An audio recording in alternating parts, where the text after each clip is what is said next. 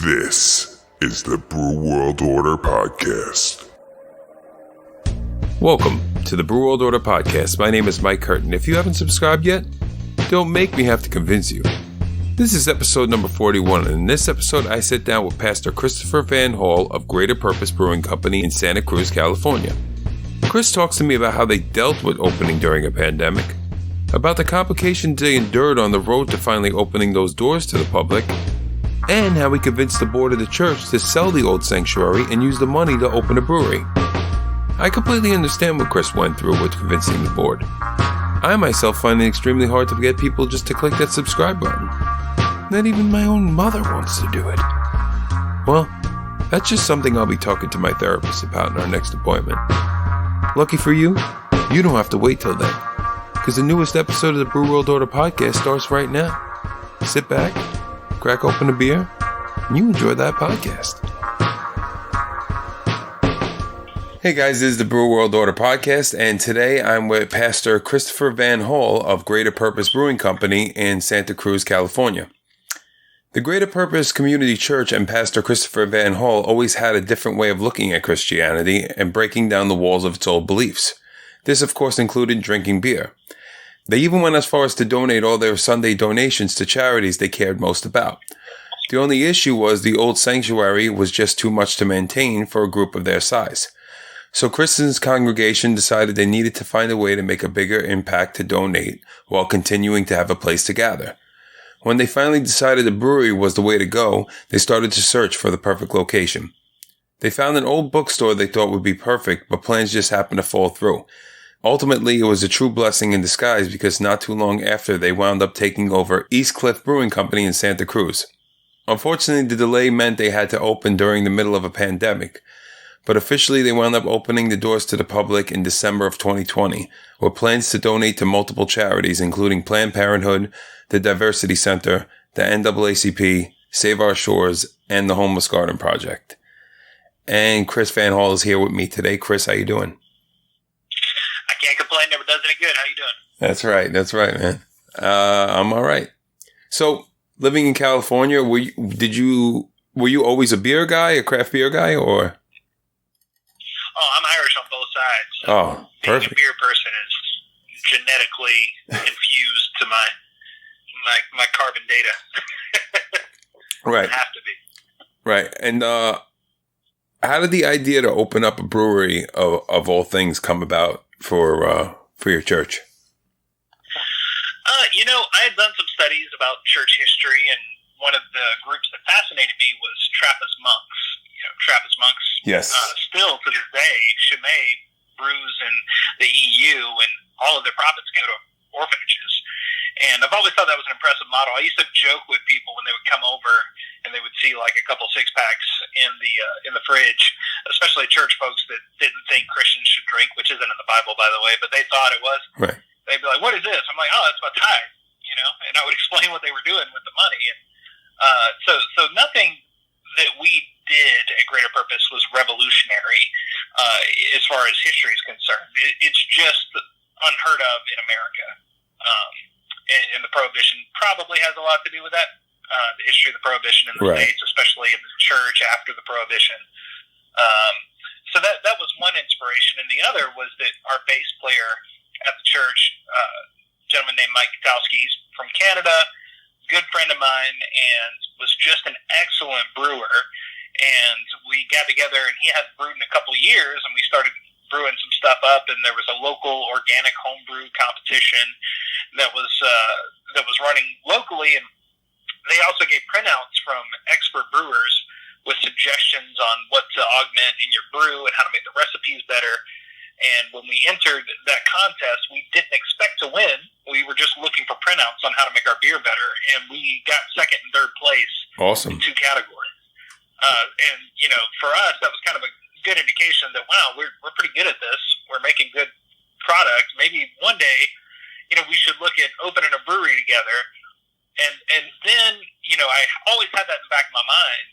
And then when we started running into complications with our building, it was just so expensive to maintain. We had 80 people that we grew into. We only had 8 people in the church when we started. Grew into 80, but the building sat 500. It was just way too big for us, and we have that value, like you mentioned, of donating to charity. Right. And that's when, my knowledge of Trappist monks and then my awareness of my friend's brew skills kind of merged together in my mind. I was like, wait a minute, what if we could open this space for a brewery? So we talked to the board about it. The board was on board, pun intended, Right. 110%, and they were probably more excited about it than I was. In our tradition, I can't just go in and, make changes. I have to get board approval and actually don't get a vote Right. in the process. But they were excited about it, which, is a rare thing in church boards. I don't know if you're familiar with that process, but they don't like change too much, and ours kind of embraced it. So I'm lucky in that regard. It's a beautiful thing, man. So, I mean, it seemed during the process, you ran into a lot of obstacles along the way, including opening in a pandemic. Can you tell me about that, and probably what was one of the hardest things to deal with when opening your brewery? Yeah, I mean, gosh, it was just an obstacle course. Getting the approval from the board to do this, from the church board, I thought was going to be the most difficult thing. That ended up being a cinch. Like I said, they were all for it. So I thought the toughest part of the journey was behind us when that happened. Right. And man, was I wrong? We went through the process. We found great contractors locally that were highly recommended. We got a really good interior designer, connected with brew equipment, wholesalers, and got a really good deal on an amazing system. We were going to have the biggest brew system in the county. Had this, amazing plan for a brew house downstairs that customers could look down on as they drank and had their meal. Had a restaurant upstairs with a walk-up coffee window, like New Orleans-style coffee shop in the front, so you could just walk up and get your coffee and beignets made out of spent grain from the brewery. Right. Because we were going to repurpose everything. So it was just, this really grand project in our mind, and it had a hefty price tag on it. We were looking at about $800,000 according to contractors. Okay. In my mind, I thought about $1 million, because it's never as cheap as they say Right. it's going to be. So Always think bigger. Right. 20% increase, 30% increase. That's probably about where we're going to land. So went through the process, got the furniture picked out, got the paint picked out, and the week of the groundbreaking, they opened up the floor, and the plans that the city had for the discharge line was wrong. They thought it was a 9-inch discharge line for the brewery. It was a 3-inch discharge line. Oh boy! And at first, it kind of just proved my hypothesis correct, that it was going to cost more than we said. Right. And I was like, oh, no worries. We just have to replace that line. Turns out that wasn't the only line that was smaller than what the city's plan said. It was all the way out the street. So to do the initial concept, we would have had to excavate everything through gas lines and internet lines and electrical lines, and replace the discharge all the way out the street. It was going to cost at least an additional $1.4 million. Wow. At minimum, and that was well beyond our entire budget. We needed money in the bank to make sure we could get through that 1-year hump. Right. The first year of business. So, I mean, it was just heartbreaking, man. I mean, this process took 9 months.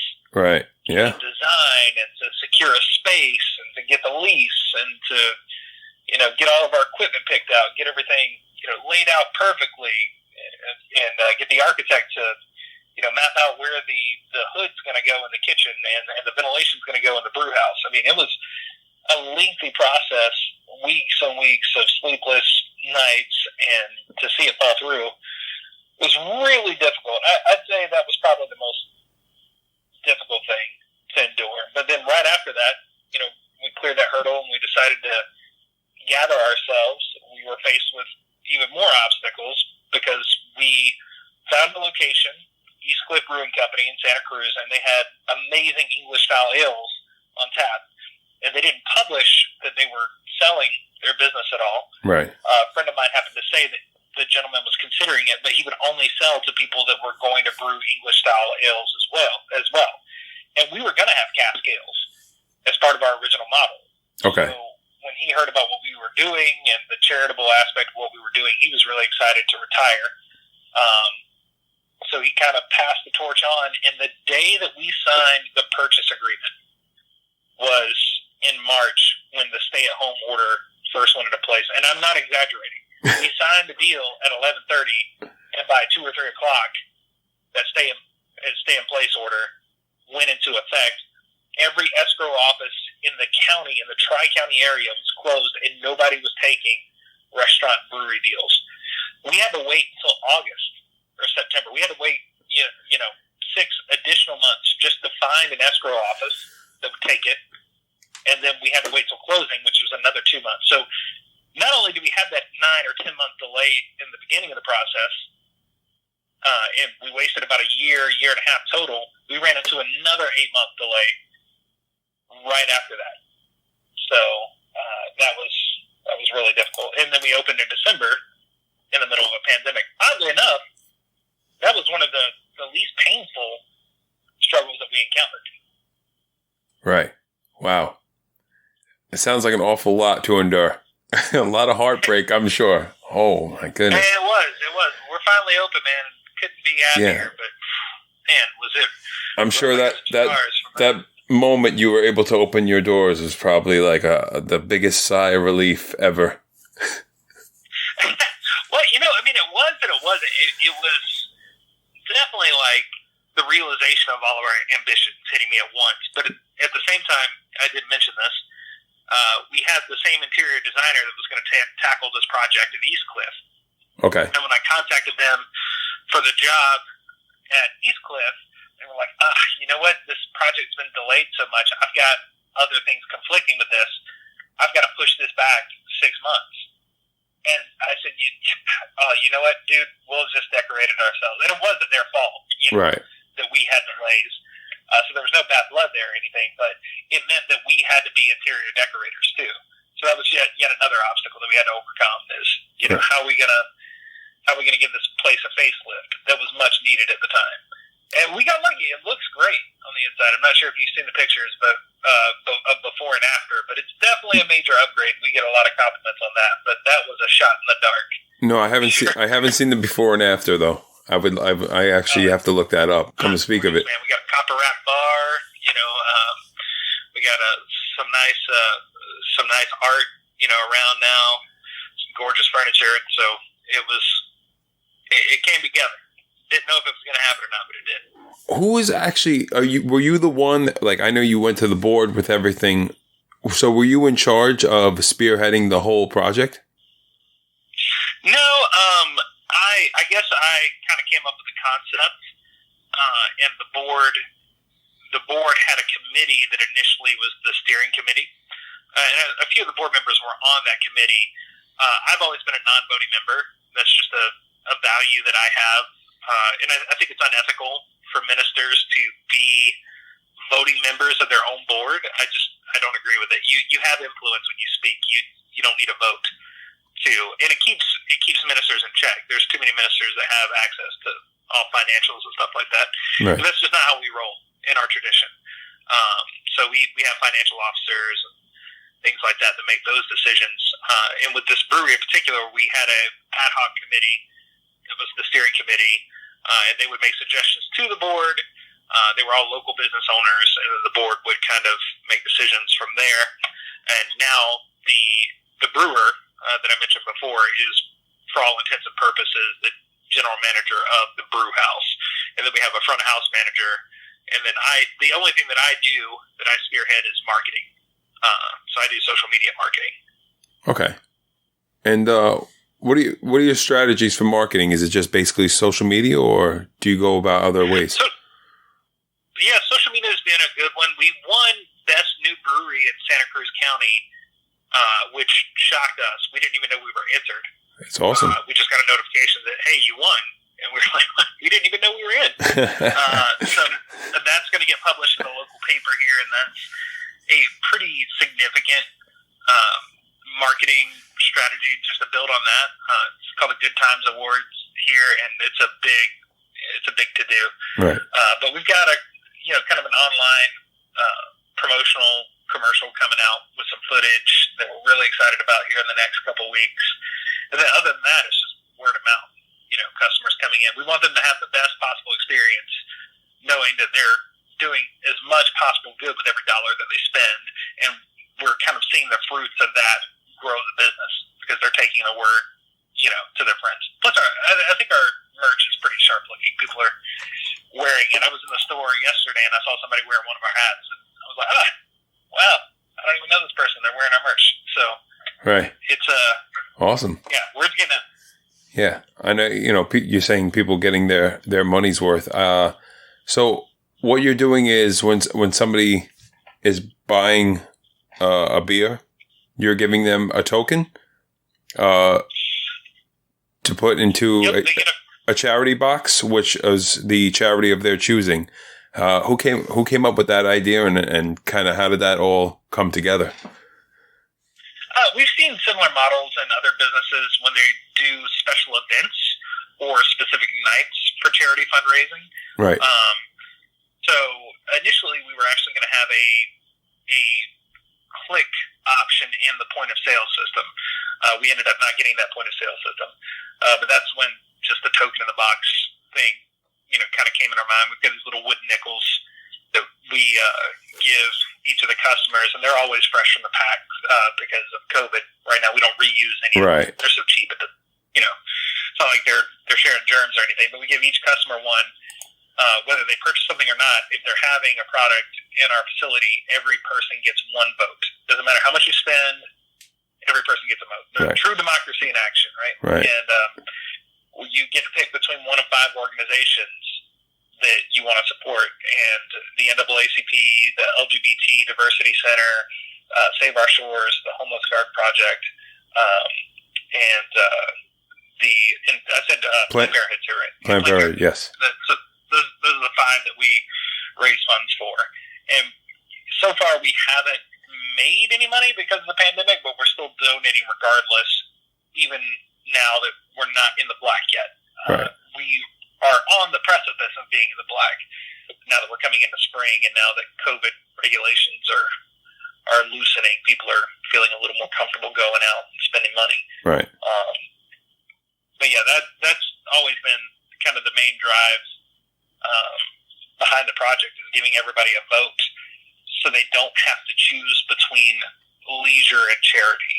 Because I feel like in a place that is expensive and as California is, are you from California? No, I'm not. I'm born and raised in Queens. Raised in Queens, and so you're probably all too familiar with the rising. Oh yeah, cost of course. Of course, yeah. It's insane. I mean, here a 2-bedroom apartment will run you $3,700 a month. Jeez. My God. Nuts. So a lot of working class folks are working multiple jobs just to barely get by, just to be hand to mouth. And right.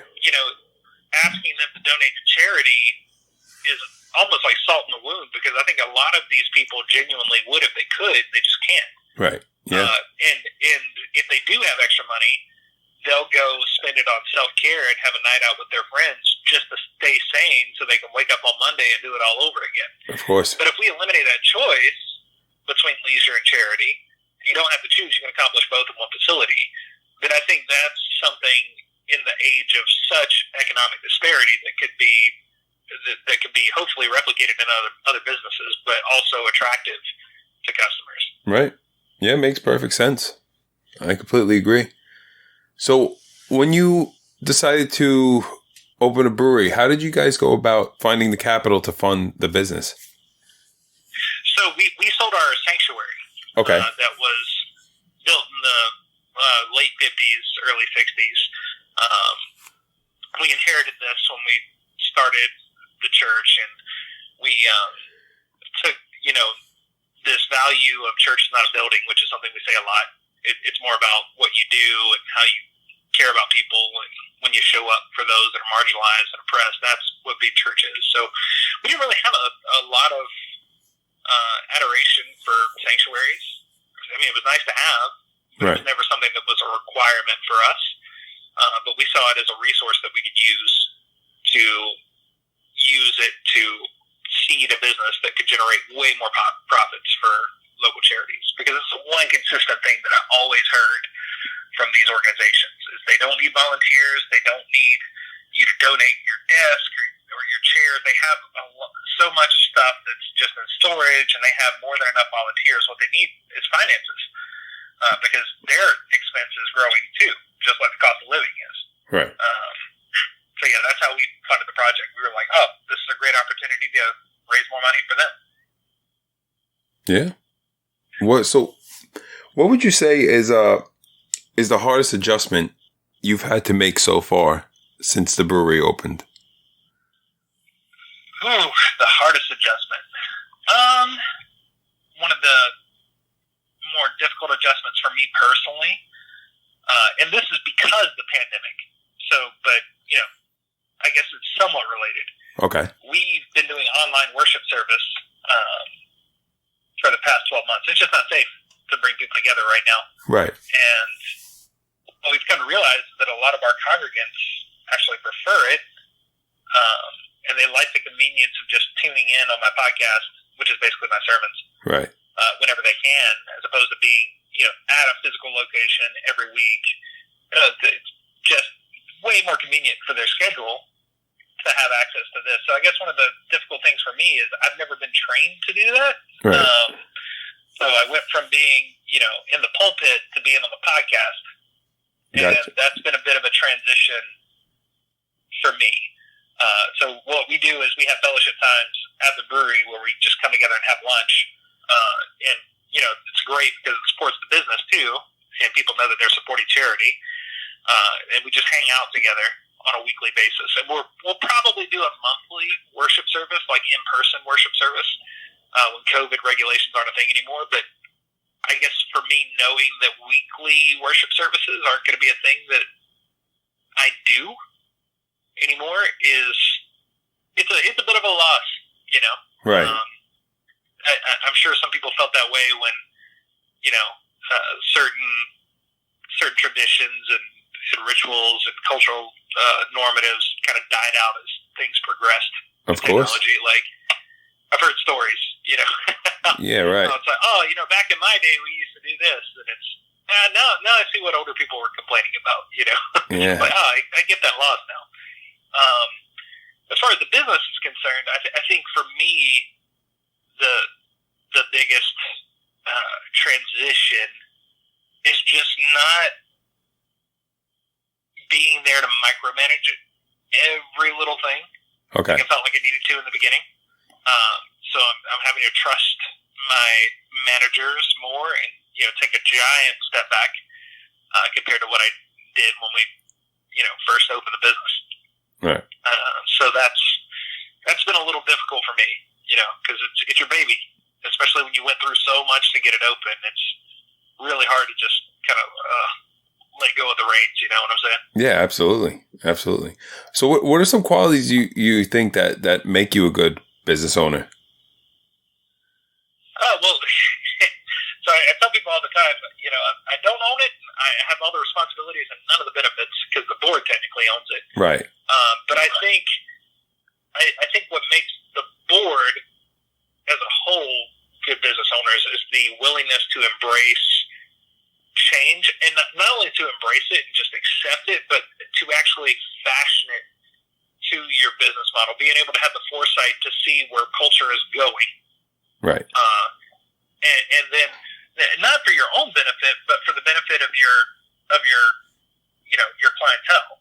Like, how can you help them? What can you provide them? And that's always been something that the board has brought to the table. And I don't see that in every business. In a lot of businesses, I see a hesitancy to change, and I see resistance to evolution, because this is the way we've always done it. Right. It's always been this way. Why change it? Like, no. Right. If it was the questions you're asking, then you're asking the wrong ones, and you're burying yourself. So I guess embracing innovation at all times and in every way is paramount. Gotcha. How do you yourself define success? Oh, geez. about ethics.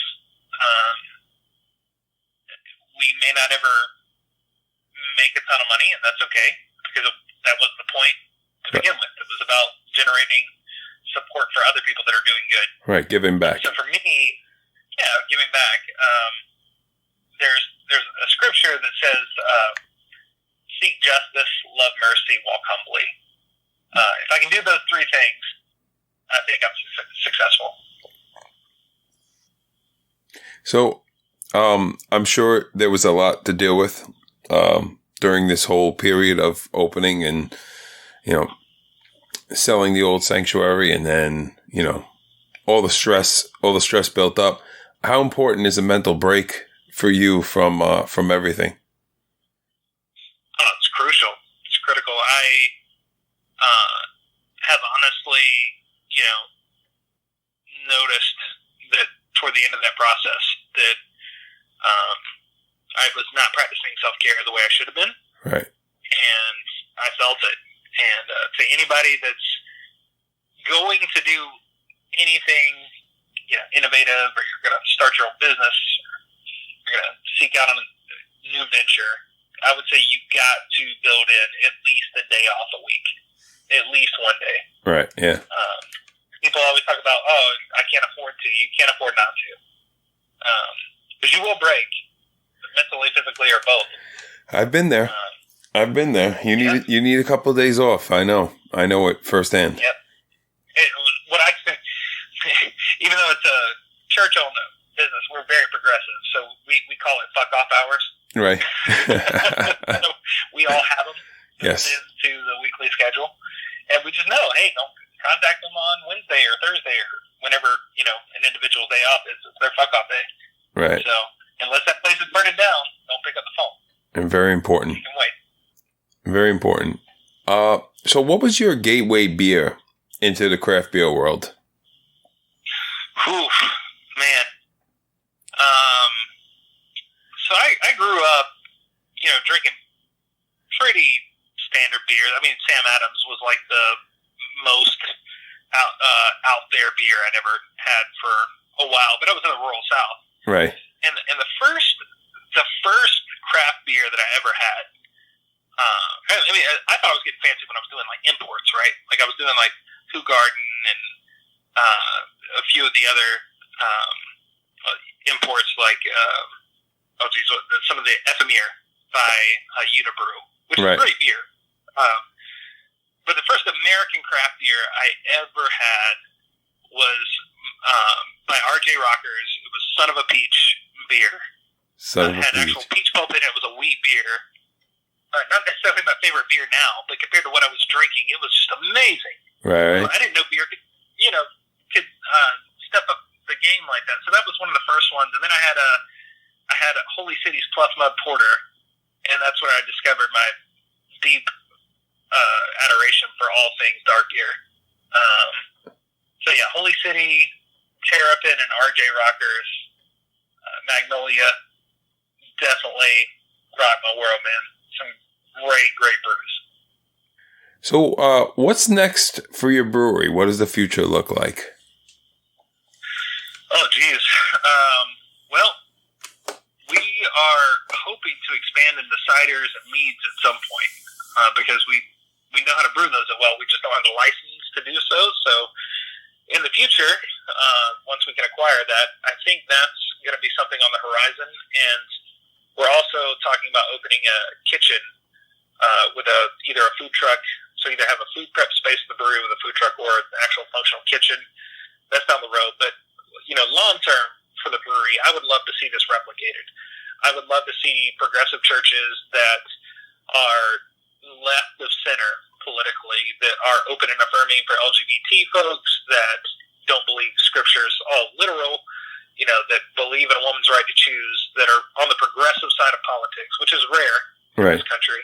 I would love to see other ones that are struggling maybe pick up this model, and we could coach them through the process, and they can replicate it in their community and raise funds for local orgs in their cities that are doing the work. Yeah, that sounds cool. So if somebody came to you and asked you for advice for opening their own brewery, What would you tell them? I'd say it's going to take you twice as much money and 3 times as much time as whatever you assume it will. So to be ready for that. Yeah. You know, there's nothing wrong with having a set trajectory in mind about how the opening process is going to work.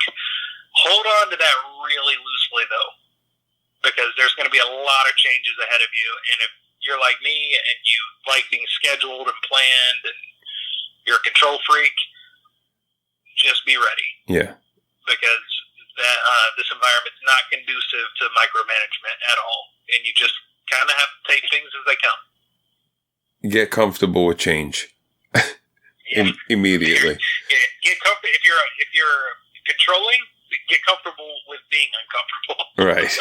Because nothing works out like it's gonna, like it's supposed to on paper. Yeah. Nothing does. So, did you happen to have a funny story for us? Yeah. So one of the funny stories that I have about the brewery that I think is the oddest thing I've ever seen. I've always just, played at bars for fun with my buds, played music in bars, sang, in bars. I had a friend that owned a bar, and I'd just go up there because I was bored to play music in his restaurant and bar. Back home. So I've been in the music scene for a while, and, if you're playing music in a bar late night, you're going to see some things go down that aren't always wholesome. You're going to see fights break out and things like that. Right. Usually involves intoxicated people. Well, we had a gentleman that came to the brewery. He was stone sober when he walked in the door. And he had 2 beers, and they were our Mosaic IPL, so our hopped lager. Okay. And he grabbed 2 of those. They're 4.4%.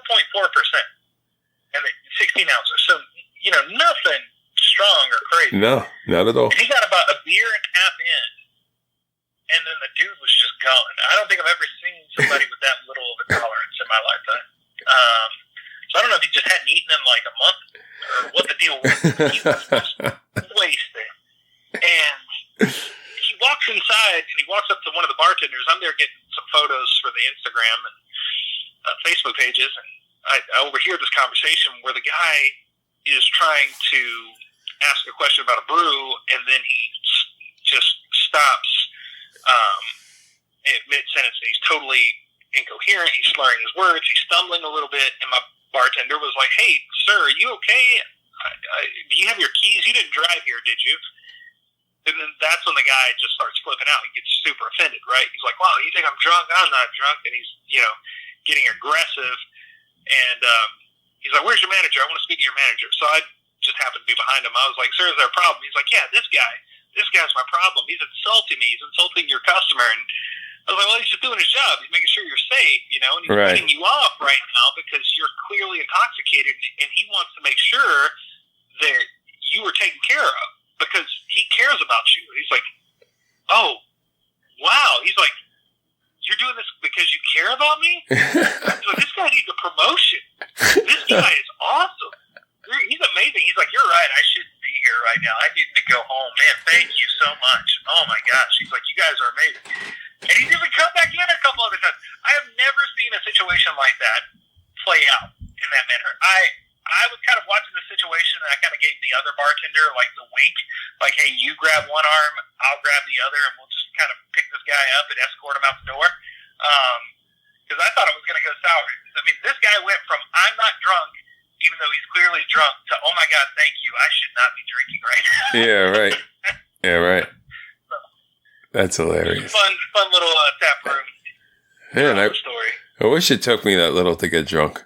I know, dude. If this guy's ever going to be an alcoholic, it's going to be the cheapest, life-threatening addiction he's ever. I mean, being an alcoholic is going to be affordable to this guy. Yeah, right. There's no way he's going to miss a mortgage payment with that level of tolerance. That is true. So we have a little segment called Quick Fire 5. It's 5 quick questions, beer related. You ready? Yeah, let's do it. Yeah. One of your beers you would recommend someone try? Out the gate, man, our chocolate cherry porter is amazing. Our lime goza is amazing. And if you're into more of the hoppy beers, we have a Imperial Black IPA that is just stellar. Strong but smooth. Those would be the top three. Okay. Favorite brewery other than your own? Sante and Darius, man. And they're local, too. I got to shout out to Sante. Don't know if you ever heard of them or had their beer. They're like the number 3 brewery in the world. And we share a county with them. Really? It's amazingly talented, beautiful beer-making bastards. So talented. Yeah, I mean, next time I'm in California, I'm definitely going to make my way to, I'm definitely going to do a brewery hopping trip because, I don't get out there too often, but especially with all the pandemic and stuff, but I definitely want to make a trip over there and just drive around, stop at a couple places, pick up a couple of things, Yeah, they're my favorite West Coast. If I'm on the East Coast now, my answer's different. It's got to be Holy City, man. Holy City and Charleston's the best. Holy City. Part of it. Yeah, I've heard of them. I've never tried their stuff either, but that's probably another one that I've been dreaming about their porters, man. You really? So, favorite style of beer? Belgian quadruple. Belgian is my quadruple. favorite style. Okay. Barrel aged, imperial, or both? Both. Yes, me too.